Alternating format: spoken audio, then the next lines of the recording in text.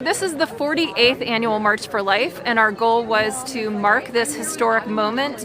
The March for Life looked a little bit different this year between the COVID pandemic and then some of the violence that we've seen recently.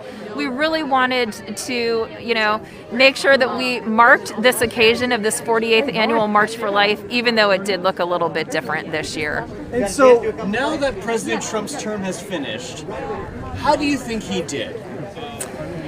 For the cause for life, right? He enacted more pro-life public policy than any other president ever, and we're celebrating about 200 judges, including 3 on the Supreme Court. So for all of those gains, I'm very grateful. And so, being that we have a new administration right now on the left side, the Democrat side, what are some of your concerns that you have today? Well, even yesterday we saw the Biden-Harris administration rescind the Protecting Life and Global Health Assistance Act.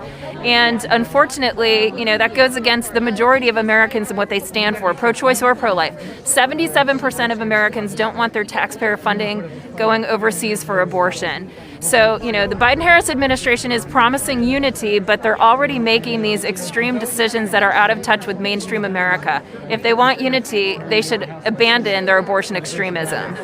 And so finally, if you had an opportunity to speak directly with President Biden today, I would love that. What would you say to him? Well, first of all, I'd want to hear where he's coming from. So, half the time we just need to know what a person's personal experience has been. But then mostly I'd ask him to just look deep in his heart and to listen to his conscience and to be true to it, to be not afraid, to stand for what is real, true, and good. I think deep in his heart he knows what's real, true, and good. And one final message to the people watching at home today, watching this stream, who might be on both sides of the issue.